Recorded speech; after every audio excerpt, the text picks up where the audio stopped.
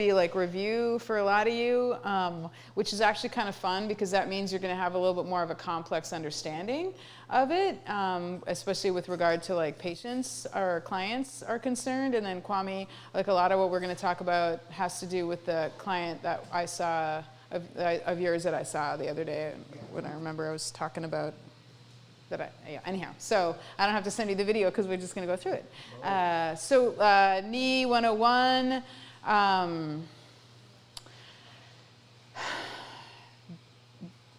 Understanding anatomy is critical for anytime you're working with humans in any sort of a health or fitness way, especially if you're doing exercises, because you need to know what is happening. So let's just go and start from the beginning. The knee is a hinge joint. It is made to bend and to straighten. It is not made to do anything other than bend and straighten. It's supposed to bend and straighten. Bend and straighten. If you add anything other than bending or straightening to the routine, such as rotation, then you're taking it out of what it is made for, and you are putting it at risk for injury. So the most common issues with the knee, or even the low back, is introducing shearing forces, which is where a bone is sliding on, or a surface is sliding on another surface. So shearing forces, that's a term to be aware of.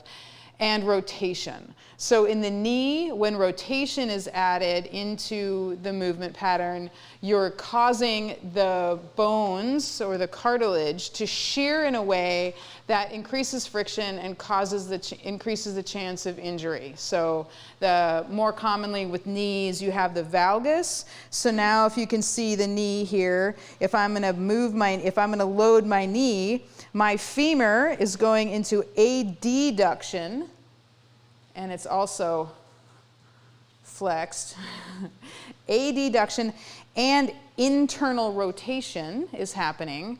And now if I load it, which part of my knee cartilage or knee surface is having increased loading and shearing forces?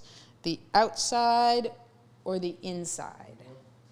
The inside, and or medially, that's where the most common area for cartilage degeneration or injury happens, is medially, because of the valgus force. And it's not because of the valgus. So actually a student brought this up to me, reminding me of this. There's no such thing as a valgus force.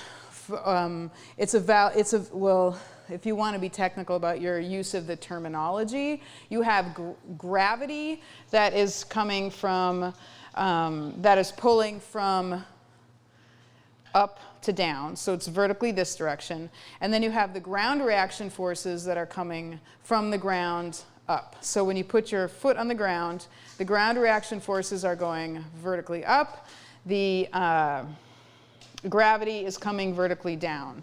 So any way that you have forces that are outside of that perpendicular arrangement, that's where you're going to be ending up having either a varus or a valgus force. So the varus or valgus force is not something that's coming from here. I think sometimes people Unless misunderstand. It's a football player falling into you, that would be like... That would be impact. Right. Yes, that would be causing... Okay, that's where the misunderstanding of the term is. Yeah. If there's impact, that is causing a valgus force. But there isn't a valgus force out there that makes the knee go in, or a varus force that makes the knee go out. It comes from the lever arm of the femur, which creates a valgus moment in the lever arm. Not to traumatize you all with physics, but just if anyone starts like, oh, flashing back, oh my God, physics. So I think just basic understanding of lumbopelvic and knee anatomy, how they're all intimately connected, is if you and lesser experienced clinicians or students that I work with on a regular basis, when they're first starting to look at movement, they look distally, because distally, which would be at the end of the limb, is where the forces are significantly magnified and a great deal more obvious. the experience, and so then they'll say, oh, your foot is going into pronation, so that's what's causing your knee pain. If you actually do the math and you think about the lever arms of the tiny little bones of your feet, the tiny little muscles in your feet, and the lever arm of your lower leg bones compared to the lever arm of your massive femur and all your glute muscles, it doesn't make sense how your foot can be the primary driver of knee issues. But it's the most obvious if if your eye isn't as experienced and skilled. So I always encourage people, this is really great, because when you're first learning how to look at something or analyze movement, first you need to see something. So I'm like, sweet, you saw something. You saw something in the foot. But as skilled clinicians or people with experience, you need to think to yourself, that's the symptom. It's not the perpetrator. So the symptomatic tissue is not the perpetrator, it is the victim. What you see distally is not the perpetrator. It's the symptom of what's going on proximally. So I guess if we had like one tagline that we could have at Best Day, it would be like, look proximally. So if you see something distally, look proximally and address that, because that is how you're going to actually create meaningful change in whatever symptoms that you're having. So you see somebody collapsing in on the arch of their foot, and then their knee is going into valgus, and let's just define valgus and varus. The definition of valgus is going towards midline. Varus is going away from midline. I can't remember the actual definition, but I had to look that up just so it makes sense. So valgus is anything that's coming towards midline. If an angle is coming towards midline, varus is coming away from midline. So you can have varus and valgus in the elbow, valgus in the elbow, varus in the elbow, etc. So just random definitions of those terms. So if you're looking at somebody and they're doing a squat and they're doing this, or actually they're doing this, looking at the foot is fine, but ideally the foot triggers you to look up north, ideally at the pelvis. Because if you think about it, if your pelvis is, and I can't remember the data, it's exponentially. If you have a 5-degree drop of the pelvis, translated through the femur, which is like in some people it could be like 3 feet long, it's exponent. The forces are increased exponentially down into and through the knee with adding, and if you're valgusing at the knee, you're getting internal rotation and adduction, and then your body weight and that exponential loading through that knee. That's where people are having the knee pain. So thinking about remediating that valgus force, it's really simple. Look up here and create strength and the glute medius is the easiest muscle, or it's the one that's easiest and most commonly the one that's impaired or dysfunctional and allowing for valgus, because valgus is adduction and internal rotation. So if you can see anatomically what is happening with the person that you're looking at, and if you know the muscle actions in the body, you can say to yourself, what muscle does the exact opposite of what it is that I'm trying to stop? So we have adduction and internal rotation, which we want to have not happen anymore because it's hurting the person. They're like, my knee hurts when I do this. Well, then don't do that anymore.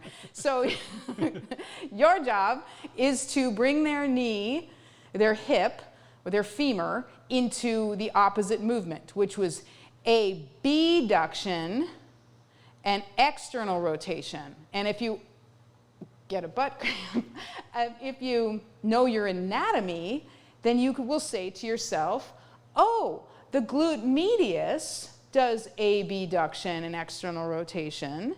The glute minimus does to some degree, but it's a tiny little guy. And the glute max in a particular position will help with external rotation.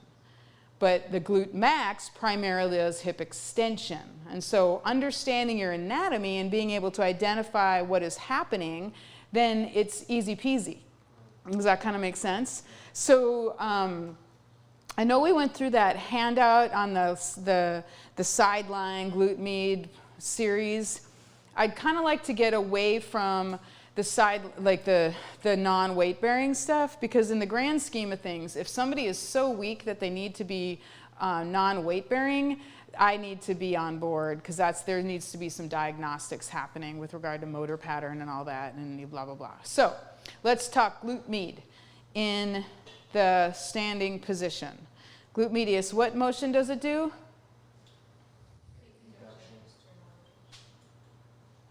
So just knowing that it's this. Now, what's the other thing that we need to know if you're trying to affect a particular muscle? What is the most common compensating, or what's the word? Not synergistic muscle. What's the most compensating muscle that's going to try to help out but actually steal the thunder? So the key to the glute medius is it does abduction and external rotation in slight hip extension. So you need to have, so you need to have slight hip extension, which is why I'm kind of steering people away from doing the side lying like the Jane Fondas, because most often people compensate, they bring in the hip flexors. So you have to be, it's not practice makes perfect, it's perfect practice makes perfect. So if you're going to do, and that was my riding instructor, Violet Hopkins, used to do that, I'd roll my eyes, and she was right. So when you're doing your abduction and external rotation for glute med strengthening, if they're coming into hip flexion, you're not doing what you're trying to do. Now you've got a hip flexor that's super strong, and now we'll continue with our understanding of anatomy. What's the hip flexor that most influences the knee? There's one of them. Rectus Femoris. Oh, sorry, I think you said quadriceps. Yep, yeah, which I said hip flexor. And that is it's the only quad that is a hip flexor. So rectus femoris goes from the ASIS down to the other side, out to the tibia. So it's the only quad that crosses the hip and the knee. So if you're overusing your hip flexor, if a muscle is being used a lot and is fairly strong, does it tend to be longer or shorter? Shorter. So if we have a shorter hip flexor on that side because they're overusing it, is that going to allow the hip to go into that 5 to 10 degrees of extension in order to get the glute medius even firing? Nope. So also knowing not just the muscle that you're trying to activate to do the opposite of the movement, to correct the movement the aberrant movement that you're trying to correct, but also then knowing what the compensating patterns are. So knowing the planes of motion that the joints and the muscles act in is that second layer of understanding of things. So you see somebody, so that's probably the biggest thing, is that the hip flexor, the rectus femoris, then confounds everything. So that's a good question. So let's talk about TFL. Where does the TFL go? It comes from here. What was the question again? Oh, sorry. The question was, would you want to watch for TFL firing, overly firing? And that's a good question, and it's probably the most common question people have, especially when we talk about hip flexors. But if we want to talk about, let's go back to our anatomy. The TFL goes from like the iliac crest, anterior superior iliac spine, crosses the hip joint, but then it blends into the IT band. So we've got the TFL, which is also anterolaterally, so it does external rotation, but since it's on the anterior surface of the hip, it's hip flexion, a little bit of external rotation, depending on what position that you're in. Yeah, yes, it depends on what position that you're in. But the bulk of it, it depends on how much hip flexion that you have. The bulk of it is going to hip flex. But the real answer to the question is, understanding anatomy, you've got a muscle that's this long and crosses one joint compared to a muscle that's this long that crosses two joints. So that rectus femoris is more of a power player. TFL is, again, when people concentrate on talk a lot about the TFL, to me that shows a little bit of less understanding of anatomy and kinesiology and kinetics, because it's just not a power player in the movement pattern that we're talking about. But it is a hip flexor. So, but also kind of going off on a tangent too is just remembering that symptomatic tissue is the victim, not the perp. So when people have tight hip flexors, do you think it's because they're using them too much or not enough? And what's the most common movement pattern? What's the common? Yes, too much. So the muscle is tight, it's overused, and it's symptomatic because it's doing more than it needs to because somebody else isn't doing what it needs to. So more often than not, that glute medius is the one that's not kicking in, and the hip flexors get blamed for all sorts of things. But it's easy to blame the victim because you need to have less knowledge. Just poke around on that tissue that's inflamed, and then people think you're helping them, and like you're not getting to the cause. But there's a time and a place for reducing that tension. So Hannah, when you're doing massage, ideally you're releasing those tissues that are overused. If they're released, they're gonna kick in less, and then you educate the other side to actually do what it does. That's when you get like the full meal. Yeah, that's when you're doing it. Now you're money. Now you're really helping people get to the cause, and which is physical therapy. We're like, get to the cause. Okay, so let's just review. If you see an aberrant motor pattern or movement pattern or joint angle that seems that you want to make not happen anymore, just dig into your anatomy. So if the knee is going into internal rotation and adduction, you should think to yourself, which muscle does the opposite of that? You can Google it. It's not that hard. Google muscle that does external rotation, abduction. So we got that action, external rotation and abduction, but then also remember the plane of movement that muscle has to fire in, and then the compensating muscle that wants to actually do its job. So does that all make sense? So we're talking glute med in the standing activities, so you're going to see it most often. So when you're watching somebody do a squat, when you're new at watching people do squats, you're looking at their feet and their ankles and their knees, and you don't see anything above that. You guys have been doing this long enough that you can see a pelvis that's off. And that's where looking at somebody from all the three angles, you look at them from the front and you're screening primarily for where their knees are, because it's the easiest to see the knees from the front, right? You can see the pelvis a little bit, but there's just a lot of other stuff. I mean, you can't really see the pelvis here because it's, creased, especially if they got a little something going on there. So now we look from the side. What does the side tell you about? Let's go from just waist down. So we've got this. What are you primarily seeing from the side if we're looking from iliac crest down? Calf tightness? What just changed? Do we know it's calf tightness? Or calf? Not yet, right. And now granted, I'm diagnostic, not everyone's diagnostic, but that is something to take note of. You may cue the person, are you able to keep your heels on the ground? If they're not able to keep their heels on the ground, the easiest thing for you to screen for as to whether or not it's ankle range of motion, which could be calf tightness, which could be something going on in the joint, is just place something, which is what I wanted to talk to you about, underneath their heels. And if they can all of a sudden magically pinch my fingers,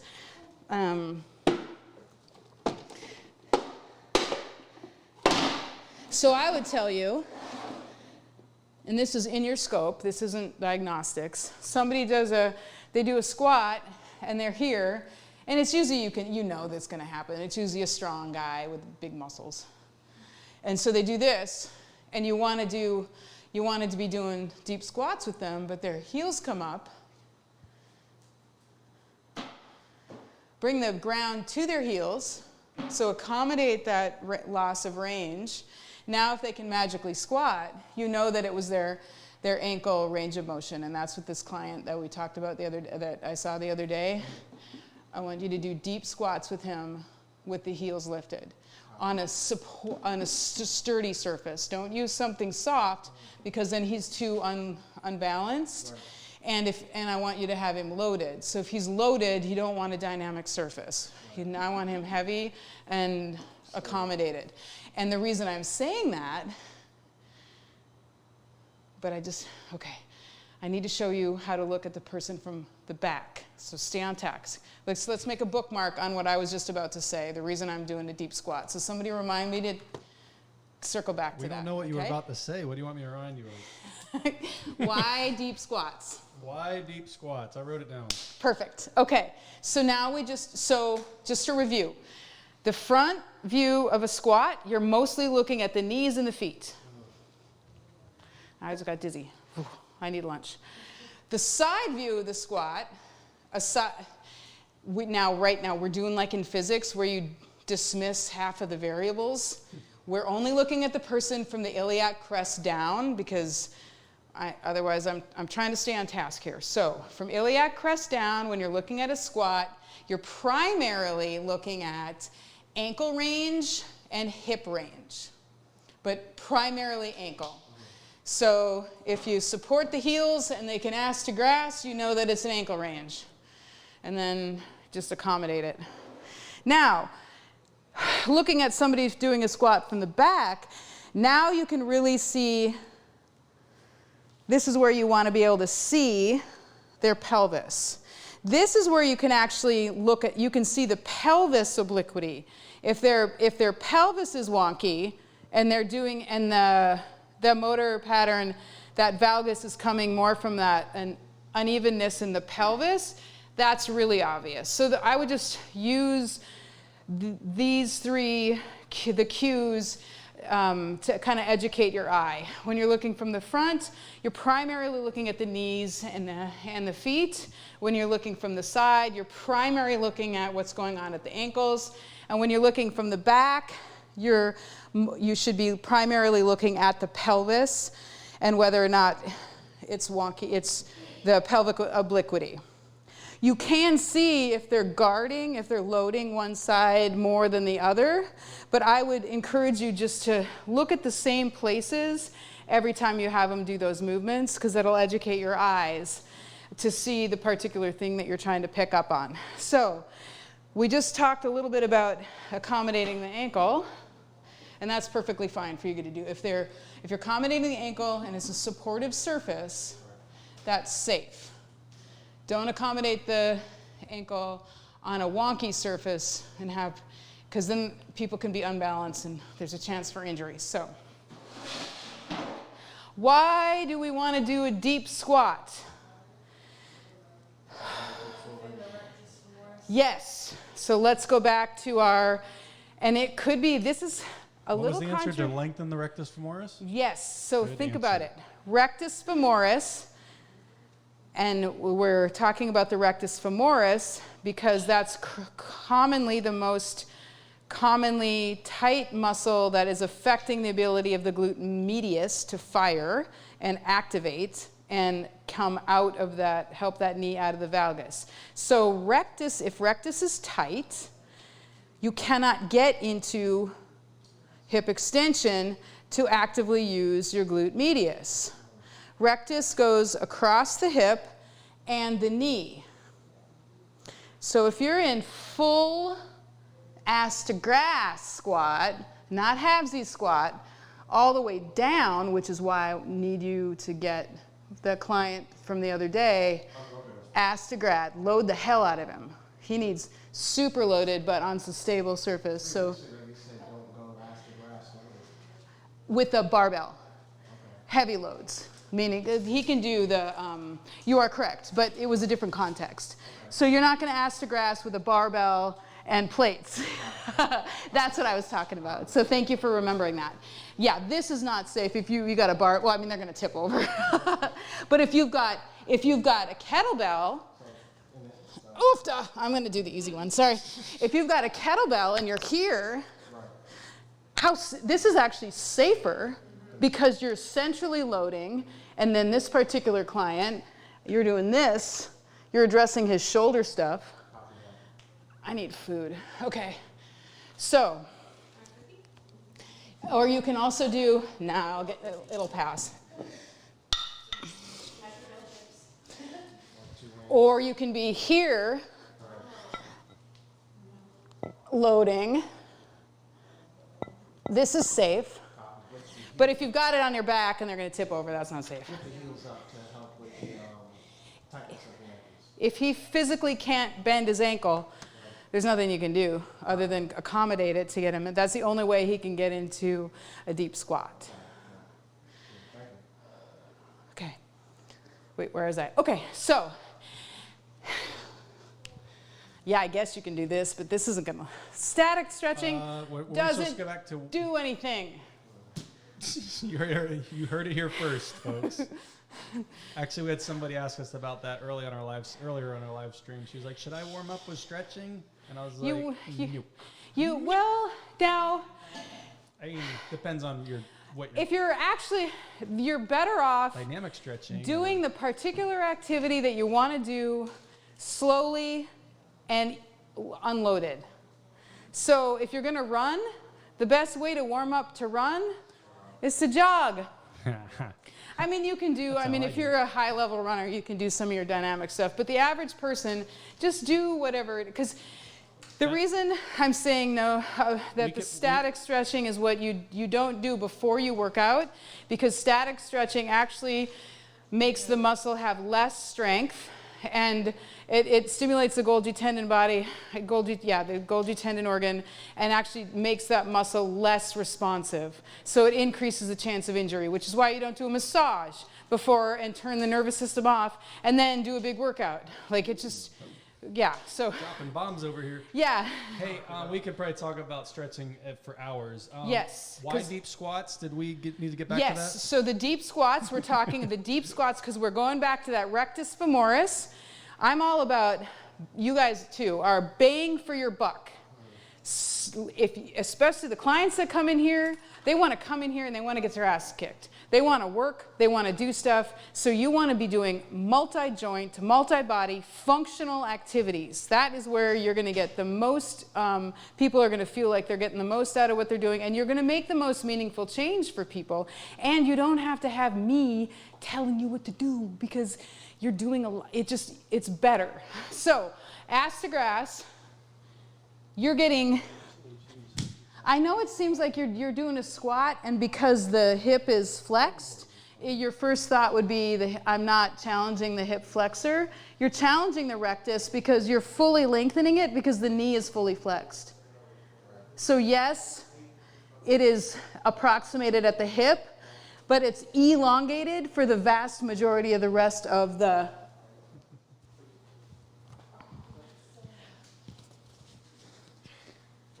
Where is mine? Nobody breathe. Nobody breathe. Nobody breathe. Bye, Karen.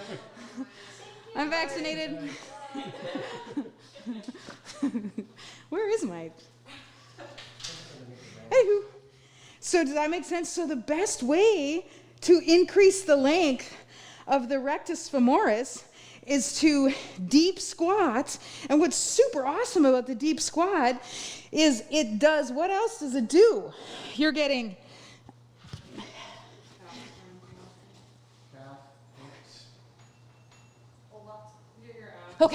okay, so, so we're getting, so let's go through our anatomy. Hips are maximally flexed, knees are maximally flexed. As you're standing, what is happening? You're using your core to keep your... Let's go from the feet down. Who's acting right now? What am I doing? Wait, let's go through our joints. My knee is doing what? It's going from flexed to extended. So what muscles extend the knee? What muscle group? The quads. So my knees, I'm just going to do this paint by numbers. Knees are extending. My hips are extending. What muscles primarily do hip extension? What muscle group? You know it's the glutes. Don't doubt yourself, for God's sake. The glutes primarily perform do not doubt yourself. The glutes primarily hip extension. They can do a little bit of hip, the glute max can do a little bit of hip external rotation, but we don't need to worry about any of that yet. Okay, so now that was the main. So what do the hamstrings do? So the hamstring does knee flexion. So when is the hamstring working during a squat? It's flexing, so it's not, is it active right now? Do you think? Yeah. It's kind of a trick question. Yes. How active is it? It's not creating the knee flexion right now. Gravity is creating knee flexion right now. Is it helping to control anterior and posterior tilt of the pelvis? I mean posterior, well, it's helping the pelvis to stay more neutral, or at least, because I know with tight hamstrings, it's going to help pull that pelvis into posterior, right? So if you're squatting and your hip or your pelvis is, maybe they're posterior tilters and their hamstrings are. So in this position, I hear where you're going with that. Let's just problem solve. I might be getting a little too like dynamic with like it's more like stabilization role versus it's helping with the movement. Is the hamstring loosened? Is the hamstring shortened or lengthened right now? Shortened. When the knee is flexed? Shorter. Meaning it is not active very much. So if it's shorter, the effect that it can have on the pelvis here is going to be less. However, that's not a wrong thing to be noticing, but it's not a primary something that's happening here. So Sydney, tell me again what you were saying. I know. I'll remind you. So we were talking about what we're pontificating on what the hamstring is doing during the squat. It works antagonistically to the muscles on the front side to just help it balance and not. So what's one word you can use? What are the type of, ding, ding, ding, ding. So yes. So eccentric, she said. Eccentrically. It's not a primary mover. You were saying antagonistically, eccentrically providing control. There's no active knee flexion happening during the squat. This is a passive, my knee's flexing because my ass is going to the ground, going to the grass. This is gravity knee flexion. So we had, Sean asked if activating the quads would reciprocally inhibit the hammies. So reciprocal inhibition is the phenomenon. It's a neurological phenomenon where when one muscle is activated, the antagonist is essentially deactivated or diminished. So, Sean, I will apologize for my response right now because I'm a physical therapist, and the answer to most of our questions, especially to the students, is it depends. It depends. Now, the students who get cocky and try to fire that back at me without an answer, you can't just say it depends and not have a reason. So, Sean, that's a good something to be asking. Reciprocal inhibition is a concept or a phenomenon that we generally use and we leverage during active stretching when we're trying to increase the range of motion of a joint. So for instance, if somebody's having trouble getting into knee extension because of pain in their knee, and the hamstring is guarding and resisting and impairing the ability for the knee to extend, we will use reciprocal inhibition to turn on the quad to reduce the guarding of the hamstring in order to increase that knee extension. So that's when reciprocal inhibition will be used in a clinical setting, and that's in probably some of the stuff that Hannah, that you do when you're working with patients, with your clients in massage. And so that's the clinical use of reciprocal inhibition. In dynamic movement, that's less of what's happening. But that doesn't mean to say that it's not a tiny little part of what's happening. Does that make sense? Cool. Good explanation. Is that helpful? Okay. There you go, Sean. Yeah, that was a good question. I like that's a. Now can we figure out where we were going before that? Thanks for the nerdy words. Okay, no, we're just astrograph. So what we were doing, we were identifying what muscle groups are happening because we're just remembering how to see a movement and identify which muscle is the primary driver. So astrograph, we've got calves are lengthened, the gastrocsoleus complex is lengthened, the anterior muscles in the lower leg are shortened.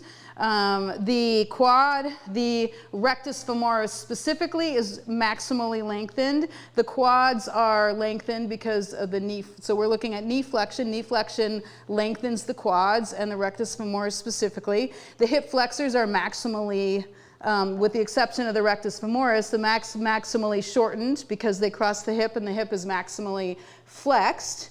The extensors, if we want to go above the pelvis, the back extensors are lengthened. The abdominals are shortened. So I'm just kind of trying to encourage you to look at people from from a more of an anatomical knowledge of the musculoskeletal system perspective rather than just that movement. So just be thinking to yourself, ooh, what muscle's doing that? And that'll help. So what did I just do? What muscle just did that? What happened? I just straightened my knees. No, wait, what muscle does knee extension? Quads. What muscle does hip extension?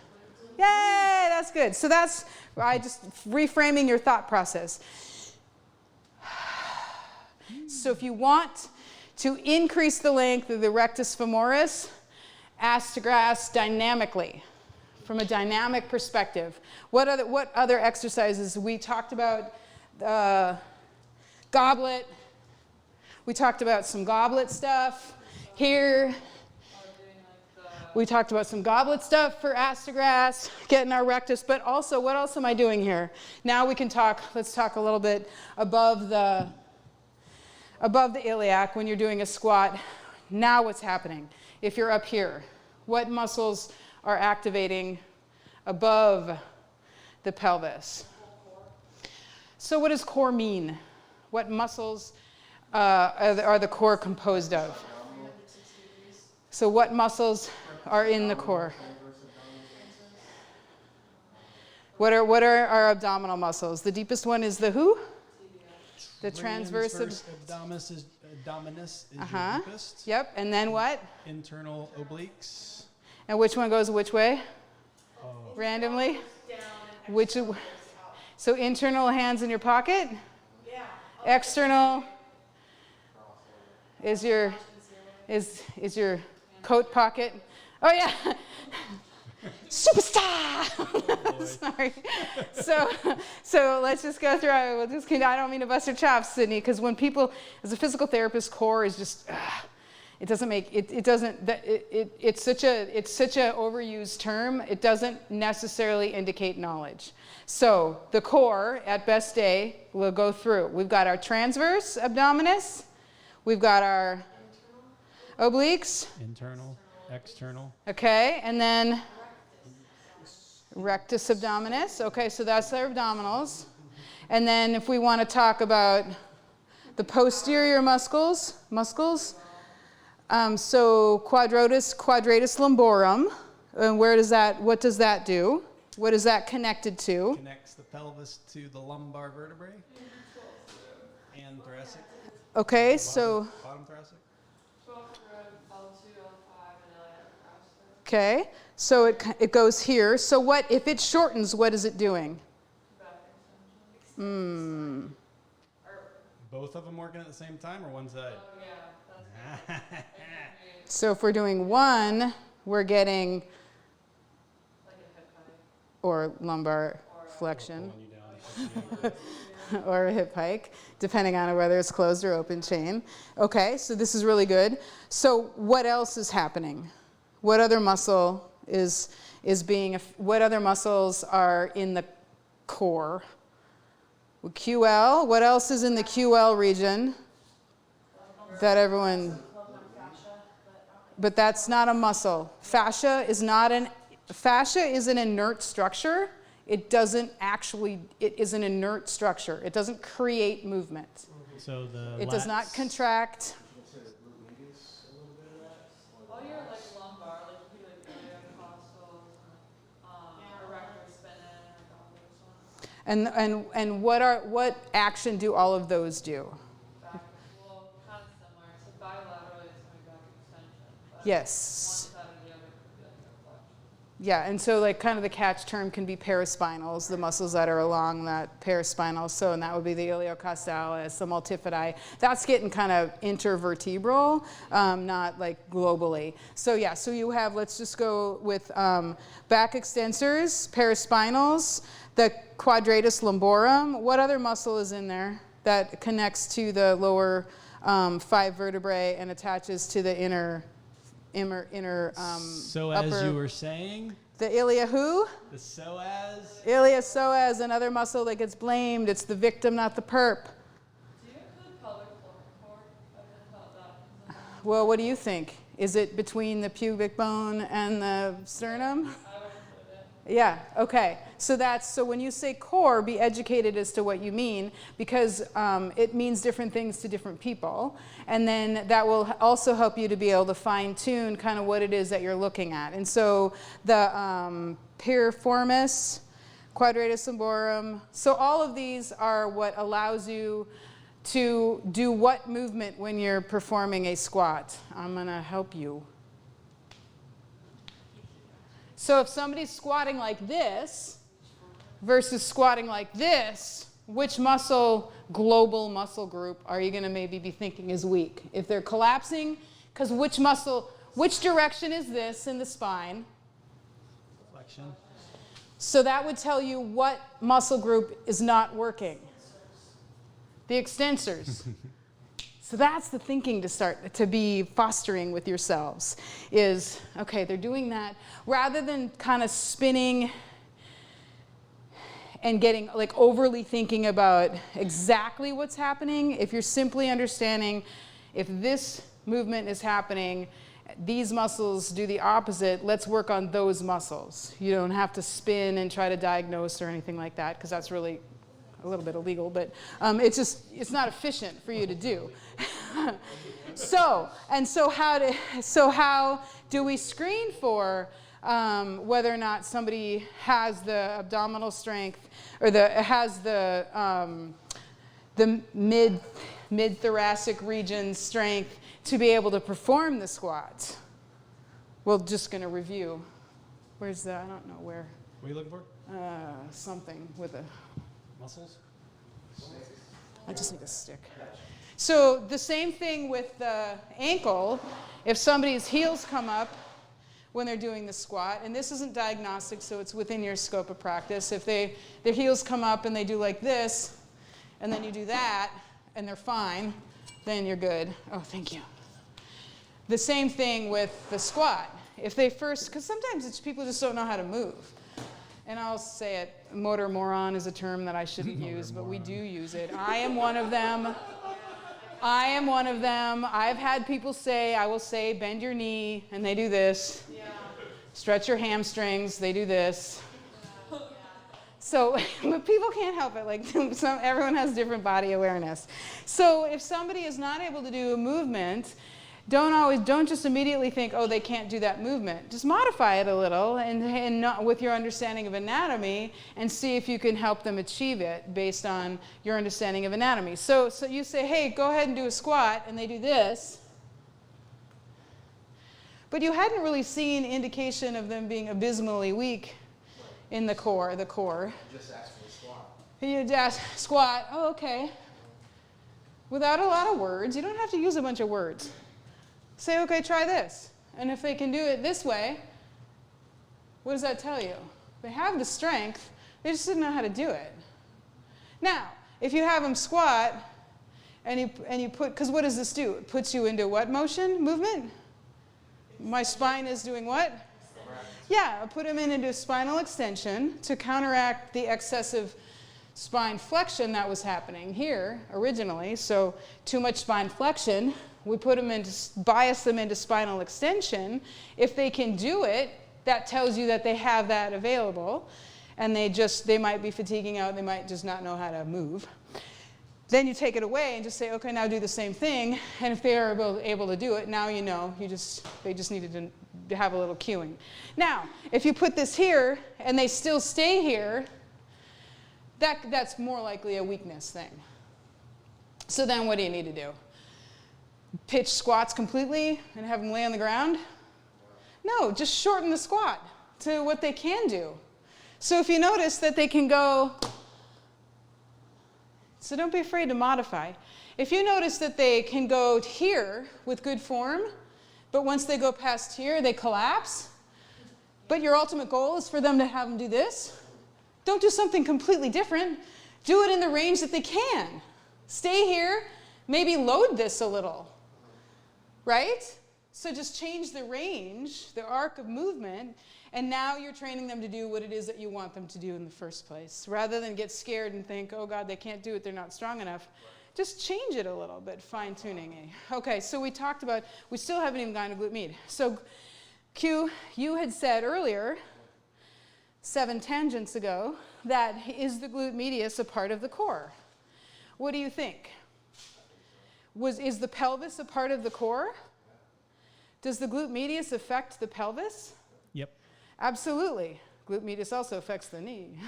So the glute medius, whether it's open or open chain or closed chain, if it's open chain, we're getting hip abduction, external rotation in the sagittal plane, not in with hip flexion. Now this is all hip flexors. If it's closed chain, meaning the foot's on the ground, you're getting you're getting the pelvis dropping. So this is closed chain, this is open chain. Does that make sense? Okay, very good. So let's talk about my favorite standing glute med progression. One guess on the first one that I'm going to have you guys do. Is there a band involved? One guess. Hell no. What does the deadlift do? Oh, well, I guess that's actually pretty complicated because it's one leg. Heck yeah. You get a band. Uh-oh. You get a band. You get a band. Everybody gets a band. Oh, Band's oh, going I all like how she around. grabbed the easier one. Everybody come out here and do our bands. Okay.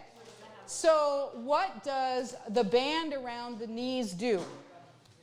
If you are resisting the band so above the knees, just to be, I know you're trying to do it harder, but don't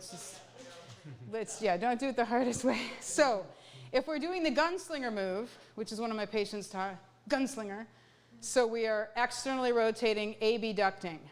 Now, yes, so my hips, if you're doing a quarter squat, yes, the hips are flexed. So you might think to yourself, oh, is that hip flexion? And we're taking the glute med out because it's hip flexion, because we're using the hip flexors? No, because your hip is flexed. If your hip is flexed, are your hip flexors passively sufficient or passively insufficient? Are they shortened? Yes. So then they're not the major driver. So if you're in a quarter squat and you're abducting and external rotating, you're activating your glute med. And then the best thing for you to do is to tell your client what is supposed to be sore or feel like it's working. So where is the glute medius located? Posterior lateral. It's kind of right here, actually. So point to right here and say, I want you to feel like this is fatiguing, because they're the best ones to tell you what's happening. Because we want to remediate glute motor morons. We want them to know I'm using my glute med. So we don't want to go past the second toe. Because if we go past the second toe, because so we see somebody, they do a squat and they're going into varus or valgus. If you have them do a squat and their knee goes past the second toe, what did we now just create? The exact opposite problem, varus. So, and that's rotation and external rotation and twisting forces in the knee. So you're creating a whole other curmudgeoniness, Ain't which nobody isn't got really time a for word. that. So that's not, so you're creating. So the knee, that's not a word, but so if you're Totally going to do your glute medius activation, this patient, the client needs to be mindful of where their knee is in line with. It needs to be in line with the second toe, and they're externally rotated and abducted. If their knees go past that, you either cue them to not do that, or they need a heavier band. If they're blowing past it, the band isn't hard enough. So like Sydney, you might need a heavier band, depending on what's happening. And then we're also going to get our foot lift, but that's a whole other conversation about the short foot and all that, but their feet need to stay on the ground. So first things first, we've got glute activation, glute medius activation in the squat, and then do whatever squats. You're not going to do, why are we going to not do ass to grass with this? So feel, It's passive at the bottom. say that out loud. It gets passive at the bottom. Excellent. Or gets is passive it at the the bottom? bottom. Is it once you pass 90, Yeah, you're, once I yeah, pass 90. Once I correct. get to And the that's what bottom, you meant. Yeah, yeah. it's passive. Yeah, and so it's not, you're not, the glute medius aren't fully active past about 90. So, yep. So you keep creating a varus force, which is not what we're trying to do. But yeah, I mean, if somebody wants to be like a frog and there's some reason the work, I don't know, in some vocation or like I don't know when this would be an exercise that you would do with a human, but at any rate, it's not what we're looking to do. So if we want to maximize glute medius, first things first, you can be doing one position, sustained, isometric. So if they're resisting against the band, that's concentric, eccentric, or isometric. Isometric. And now you're doing a multi-joint exercise. So now we're getting the glute max because we're doing knee or hip extension, hip flexion. The glute max does not do hip flexion, it does hip extension. But what does that also do then? It's teaching that muscle group to work synergistically in the way that it's supposed to. When you're walking, your knee's not supposed to come in. The glute max and the glute med need to be working. So that's like neurological education, but just something to be thinking of. So first you start off, so this is the easiest. You could load it. You can add load, like if you want to be working, if you want to really be bang for your buck, you might be noticing I'm always putting a weight in somebody's, if they're doing a squat, if possible, I'm putting a weight in their arms so that we could be maximizing what they're doing. If I'm going to be doing specifically just the glute med and the squats, it's usually because I'm doing more of a physical therapy intervention, motor retraining, neuromuscular reeducation, more of like a specific something. But if you're doing from a fitness perspective, you're almost doing, if they have the strength to do it, you're almost doing them a disservice by not putting weight in their hands. So, Kwame, come back. Running out of energy. So goblet. That's my hero right there. Oh God. Guess who gets the 30 pounds? You got it. Keeping your knees safe, man. I don't know if I can do, well, I'll try 40, just to be a team player. Oh, you're a good man. Okay, you're a good man. So think about this. So if I say to you, hey, work on their glute med strength, what else is happening here? We just talked about all the muscle groups that are activating during a squat. All of my core muscles. Uh-huh. Glute medius. You're using your entire body.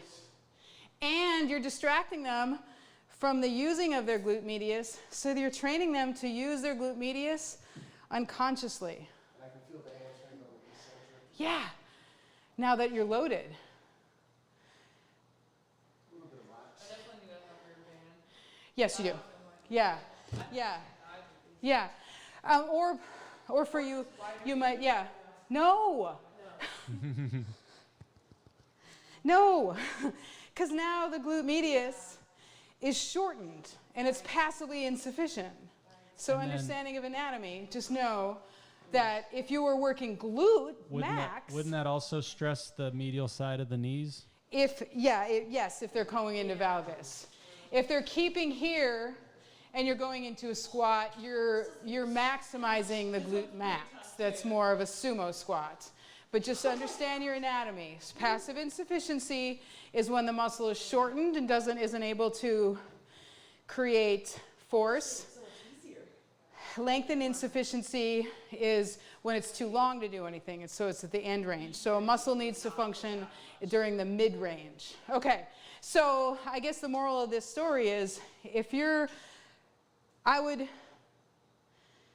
really try to be mindful of not doing single joint exercises or single body region exercises. The vast majority of your people should be doing full body activities, if at all possible. Thank you so much. Oh, you're welcome. And then understanding from an anatomical perspective. Wait, don't lose Hannah, you're missing my favorite. This is my favorite series. Okay, anyhow. Okay, so let's go, you can put that stuff. Let's put that stuff down. Okay, we're probably running out of time. Ooh, look at my thing. Yes, you are. We have gone an hour, so if you Okay, very good. I just wanted to go through my standing glute med, put it back on. Glute med series. So go ahead, you can put the weights down, but here is my latest favorite series for glute med if we're going to be focusing on one region.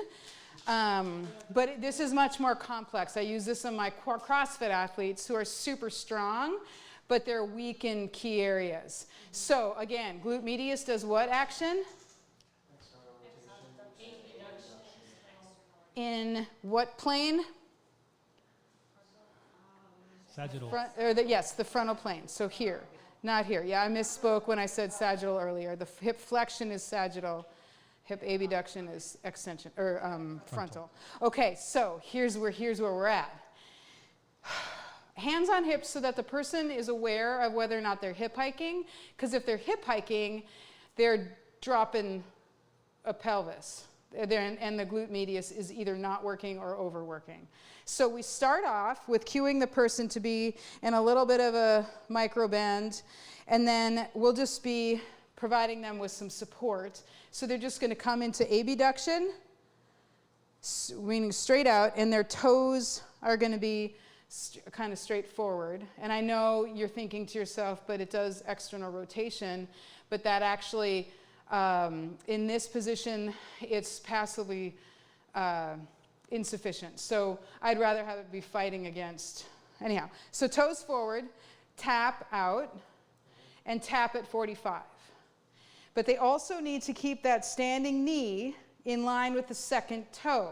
So they're resisting the valgus on their standing leg, and they're actively in an isometric perspective, and they're actively activating the glute medius with the moving leg. So generally the person's going to start to fatigue on their standing leg with this one, but because it's dynamic, you're helping with functional activities. Okay, so once they've got this one, which is static with the standing leg, now we're going to open chain it, because this is kind of this is the door half open. The chain's not closed, its chain's not open. Like it's open now, but now it's closing.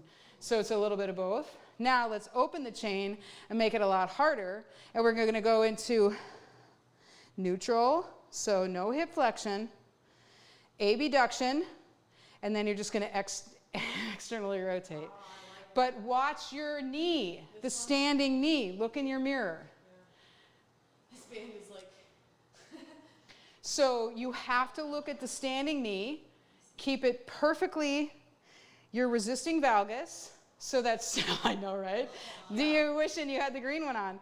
So now the knee is in line with the second toe, and then you're abducting and external, and all you're doing is once you abduct, all you do is external rotate.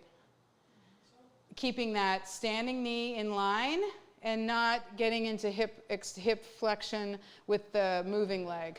So, Sydney, we're having a lot of pelvis rotation. So less is more with the movement here. You're really only, so first, so put your hands on your hips so you know where your pelvis is.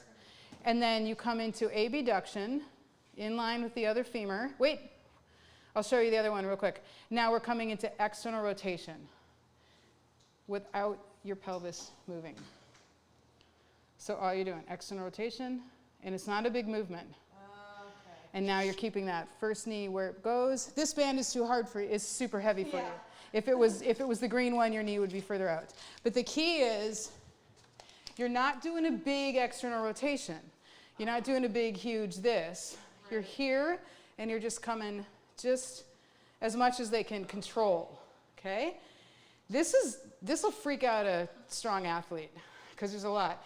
And then you take it to another level. You add a dynamics to that other one, the first one. So now we're bending the standing leg, and they're having to come into a semi-squat. And now you're a lot more complicated because now you are having them keep the pelvis level. So they're not doing this. This is compensating. They need to be bending the standing leg and bringing the moving leg out to the side. Bending the standing leg, bringing the moving leg 45 degrees back. So all of this stays perfectly still, and they're moving. So they're doing a mini squat and controlling. So you're not moving your standing leg, Sydney. So for the first one we did, you kept it still, and all you were doing is moving the moving leg. This one, you're doing a squat. You're doing a full, nope, that was the first one we did. But you have to watch that. Put your hands on your hips so that the person can feel when their pelvis becomes unlevel. So on your iliac crest, Sydney, so you can tell when you're doing this. There you go, perfect. Yeah. Oh, that's hard, right? Yeah. So those are the cues. So, and then have them watch in the mirror so that they can modify. So you need to be able to do this. And so the best thing for people too is to help them figure out how to do it themselves. So see how you're wanting to valgus, that standing leg, so that, and your butt sticking out? Yeah. And see how that really is helpful to have your hands on your iliac crests? Because you can feel when things go wonky. So I know this seems really easy, but it's hard. Oh, so all of my CrossFit people who are having, they can lift, they can do Olympic lifting, a back squat with 280 pounds, but they're having trouble with the valgus, with the dynamic movements. I'll have them try to do this, and they don't have the motor control for it. Thank you, Tonya. Oh, you're welcome. So this last one is what I was going to suggest for the fellow from the other day. Okay, I'll watch it. Yeah. I'll send you some notes. I'll send you the link. But yeah, Absolutely. I'll send you a little overview. But I think we covered a lot of what. Was that helpful? Oh, yes. Most definitely. I know, right? I'm just forcing the valgus to resist the band. Yeah, just be aware of what you're looking at. And even if a person isn't able to perform it with minimal cueing, if they're not, and with looking at themselves in the mirror, if they're still not able to perform it with proper form, then it's just too challenging for them at the moment. So you can either do an easier band or just make the activity less dynamic. That's all.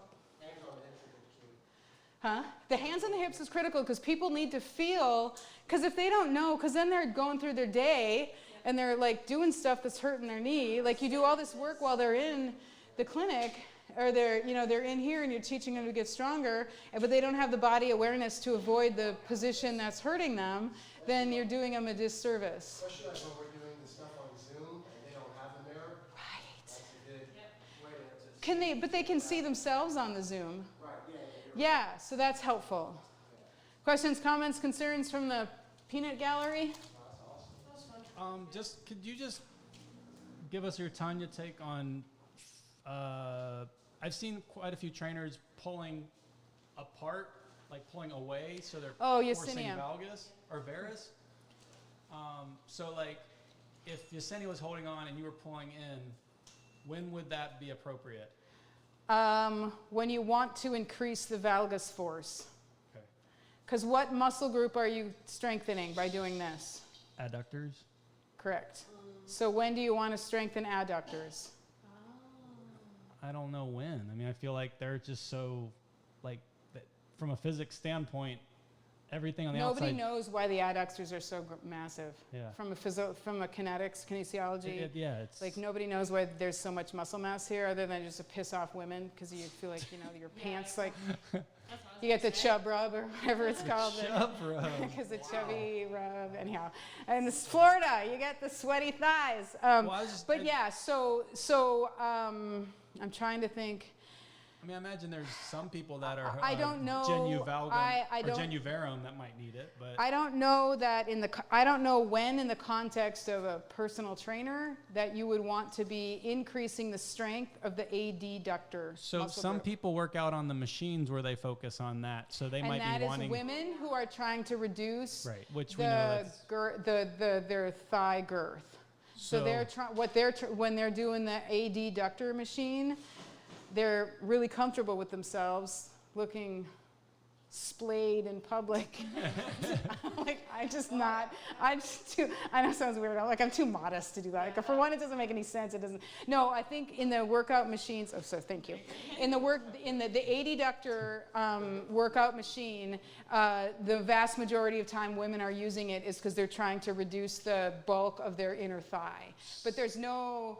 I'm trying to think of like what kind of a sport or activity that you would do where you would need to increase the strength of the adductors. I can't come up with one. There probably is one, but in the grand scheme of things, in the personal training world, there's really no reason to increase the valgus force through the knee.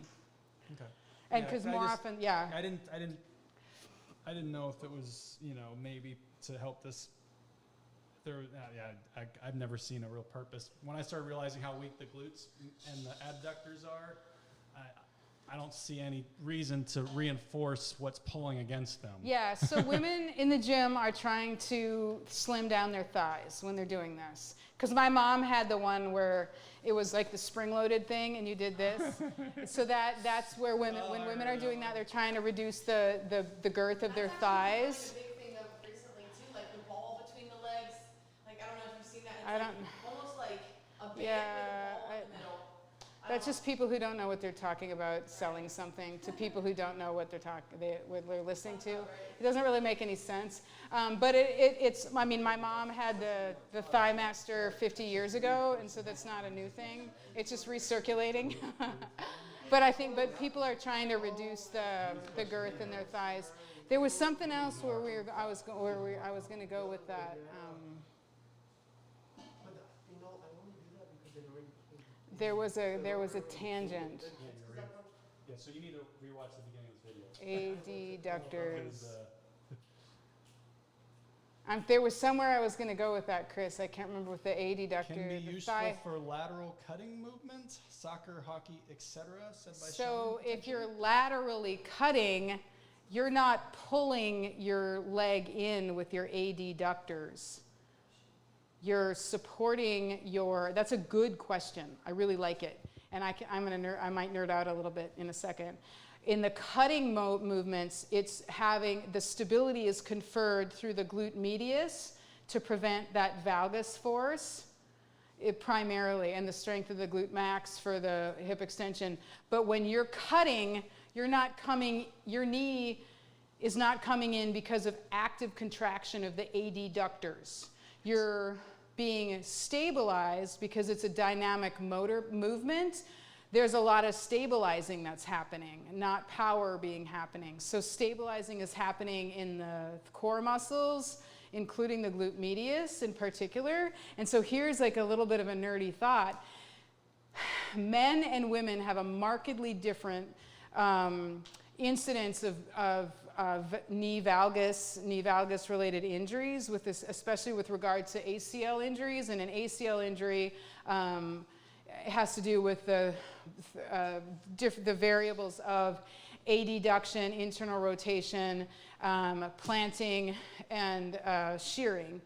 And I'm not going to go into all of that, but we created an ACL prevention program back at the place where I worked in Oregon years ago. But the research shows that because the thought process of why women tend to go into valgus as compared to men, some people think it's because of the increased Q angle, which would be your pelvis is wider and you have more of an angle, like this angle. But really good data has repeatedly shown prepubescent boys and girls demonstrating a decreased strength in the cutting movements and control of the knee valgus, even before puberty, and the difference in the width of the pelvises.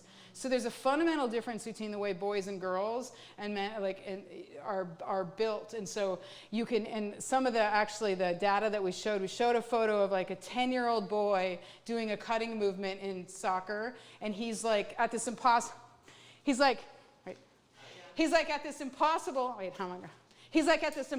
angle, like cutting, and he's perfectly straight here. And they showed a girl that was like significantly less, and she's broke at the waist here because she didn't have that glute med strength. But she's prepubescent, so it's not necessarily that Q angle. So that's a random, but I really like that question. That was a really good question. But just for anyone who wants to continue, if you want to be nerdy and look up like knee valgus, glute medius, Chris Powers, a physical therapist, he's out in Los Angeles. He is one of the physical therapists who did the significant research in the early days when we stopped blaming the VMO for a bunch of stuff. So, but yeah, Chris Powers, Los Angeles, he's got just an amazing space there. And I would just Google that if you want to nerd out like to the nth degree with regard to knee valgus, glute med, blah. And he calls it femoral pronation, which is the same thing as the foot. The foot pronation is the combination of the three movements. Yeah, so, cool. And he used to come to the clinic I used to work at in Oregon, so. Thank you, Tanya.